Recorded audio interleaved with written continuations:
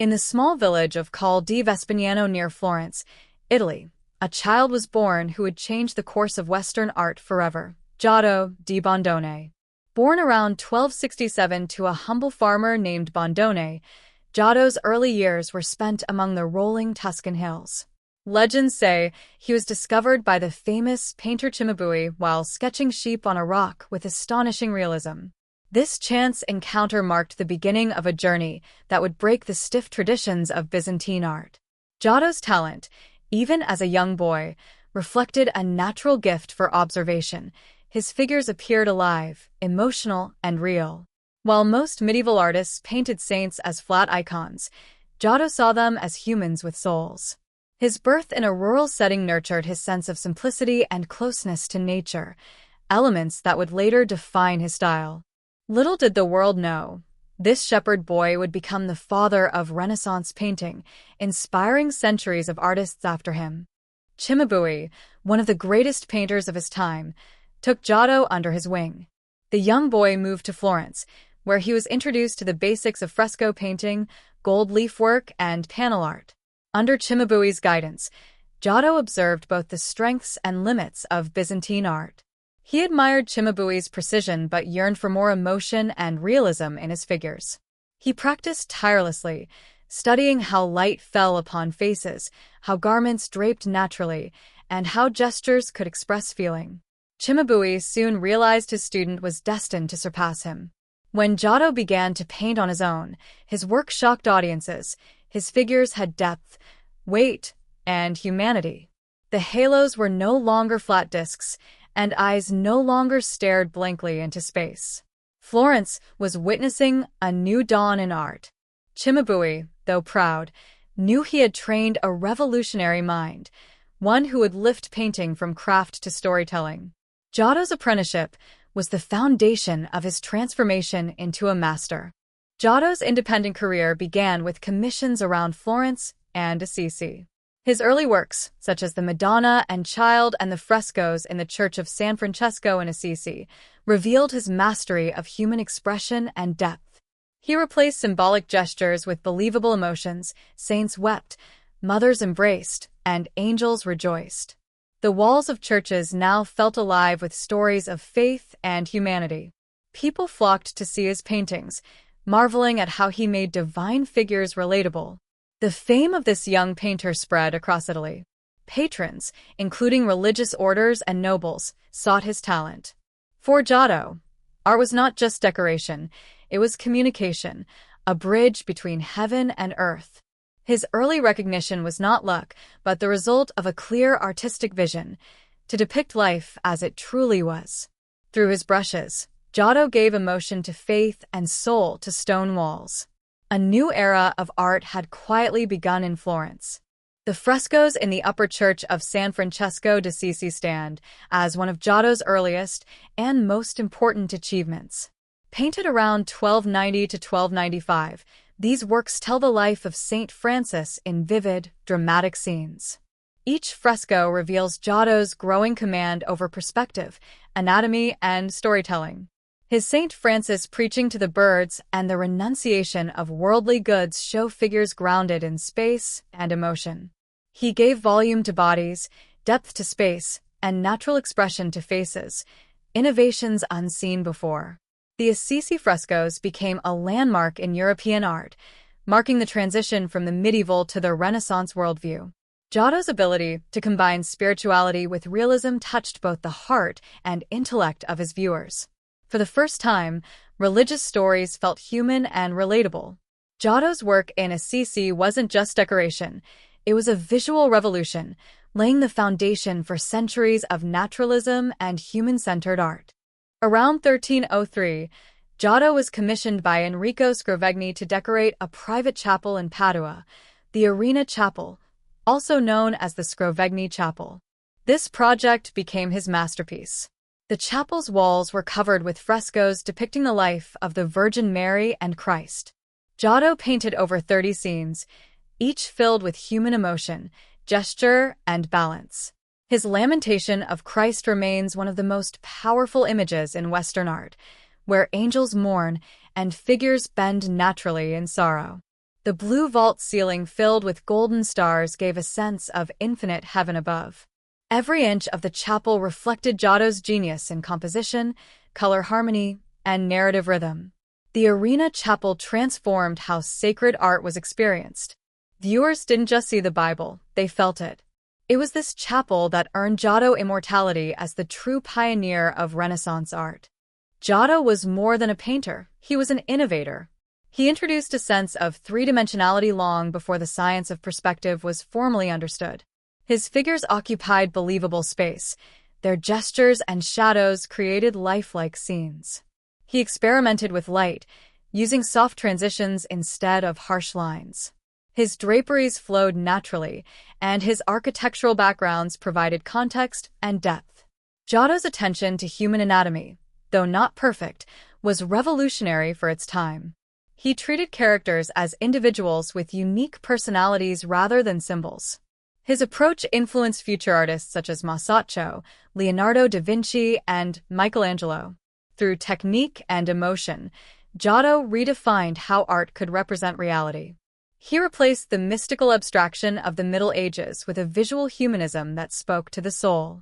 This transformation became the foundation of Renaissance realism, and Giotto, its earliest architect.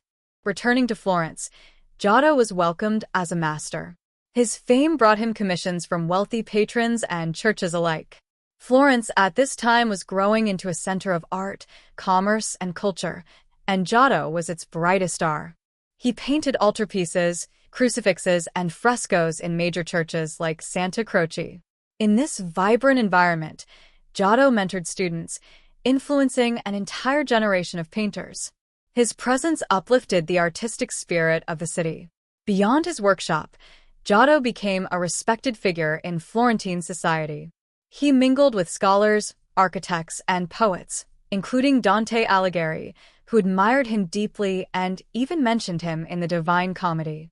Giotto's life in Florence was not just about painting, it was about shaping the city's artistic soul.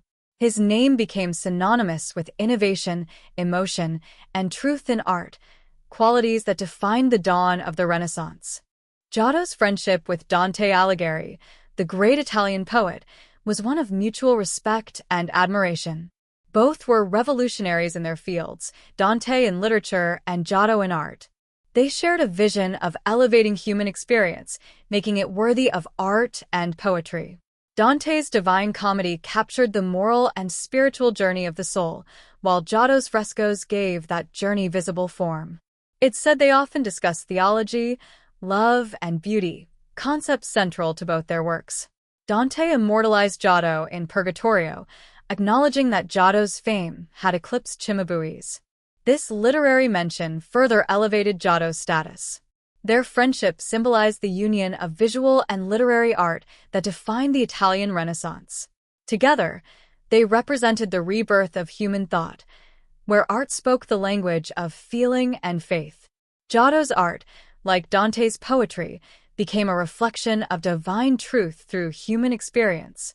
As Giotto aged, his art became more refined, introspective, and majestic. His later frescoes in Naples and Bologna, and his work at the Basilica of Santa Croce in Florence, reveal a deepened understanding of human emotion and divine grace. He used bolder colors, more dynamic compositions, and a softer treatment of light. His crucifixion panels show serenity amidst pain, a hallmark of his mature style. Giotto had achieved the balance between realism and spirituality. His art no longer needed grandeur to move the soul. It was simplicity that spoke loudest. His mature period solidified his reputation as not just a painter, but a storyteller of human faith. By the 1330s, Giotto had become the most sought-after artist in Italy. His works now decorated churches from Padua to Naples, and his influence was felt across Europe. Even in his later years, he remained a student of life, always seeking new ways to express truth through art. In 1334, Giotto's genius was recognized beyond painting. He was appointed chief architect of Florence Cathedral, the Duomo. This honor reflected the city's trust in his vision. His major architectural contribution was the design of the Campanile bell tower beside the cathedral. With its elegant Gothic design and harmonious proportions, the campanile became a symbol of Florence's artistic pride. Giotto combined geometry, symmetry, and beauty in stone just as he had in paint. The tower's colored marble panels and precise details demonstrate his deep understanding of visual rhythm. Unfortunately, he did not live to see it completed, but his plans guided its continuation by later architects. Giotto's venture into architecture proved his versatility and intellect. He was not confined to the brush. He shaped both the skyline and soul of Florence. His work on the Duomo remains one of the earliest examples of Renaissance architectural thought. Despite his fame, Giotto lived a modest personal life. He married a woman named Sutta di Lapo del Pella and had several children. Accounts describe him as witty, cheerful, and deeply devoted to his family. Anecdotes suggest he was short and plain in appearance, but had a warm, humorous personality that drew people to him. He was known for his humility. Though wealthy and famous, he never forgot his peasant roots. Giotto's home was filled with laughter, art, and stories. He trained his sons in the craft, though none matched his genius. His domestic life balanced his professional success, grounding him amidst his artistic fame. Giotto's humanity shone not only through his paintings, but through the way he lived, with kindness, humor, and simplicity. His family, much like his art, reflected his belief that beauty lay in truth and sincerity, not luxury or grandeur. Giotto's influence spread rapidly throughout Italy even before his death. His students and followers, known as Giotteschi, carried his techniques to new cities and generations. Artists like Taddeo Gaddi, Maso di Banco, and Bernardo Datti continued his humanistic style. Churches sought painters in the manner of Giotto. His art reshaped public taste. People now demanded realism, depth, and emotion. Even kings and popes recognized his contribution. In his lifetime, Giotto achieved something few artists ever did: universal respect and admiration. He elevated the status of the artist from craftsman to intellectual creator. The seeds he planted would blossom into the full Renaissance a century later. Giotto's lifetime legacy was not just in his frescoes, but in the new way humanity learned to see itself, not as shadows in a divine story, but as living, feeling participants in it. In his final years, Giotto remained active, but his health began to decline.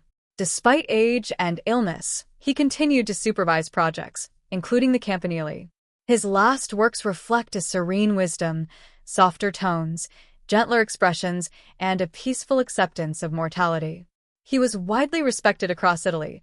Even King Robert of Naples honored him as a court painter. By 1337, Florence mourned as Giotto passed away, leaving behind an unmatched artistic legacy. He was buried with honors in the Cathedral of Florence, a fitting resting place for the man who had designed its bell tower. Giotto's death marked the end of an era, but also the beginning of a revolution in art. His students carried his vision forward, ensuring his ideas lived on. The shepherd boy who once drew sheep on stone had become a legend who reshaped the visual language of the world. Giotto's work became the cornerstone of Renaissance art. His innovations in perspective, anatomy, and emotional realism paved the way for masters like Masaccio, Leonardo, Raphael, and Michelangelo. He was the first to treat painting as a mirror of life, not just faith. His humanistic approach inspired thinkers to explore beauty, nature, and emotion in all art forms. Every Renaissance painter, knowingly or not, worked in Giotto's shadow. His transformation of flat medieval art into living storytelling changed Europe's cultural DNA. The Renaissance, which celebrated the beauty and dignity of man, began with Giotto's brush. His genius lay not in complexity, but in truth, the ability to make divine stories human. For this reason, art historians call him the father of the Renaissance. His influence continues to echo through centuries of artistic creation. More than 7 centuries after his death, Giotto's name remains immortal. His frescoes in Assisi and Padua continue to inspire awe. Artists, historians, and architects still study his mastery of composition and emotion. Modern restoration has revealed the brilliance of his colors, reminding us how revolutionary his vision was. Giotto's spirit lives not only in museums, but in every artwork that seeks truth through humanity. He taught the world that art could speak, that colors could feel, and that stories could breathe. From the stones of Florence to the walls of Padua, his legacy endures as a silent conversation between heaven and earth. Giotto di Bondone did not just paint saints, he painted the soul of mankind. And in doing so, he became eternal.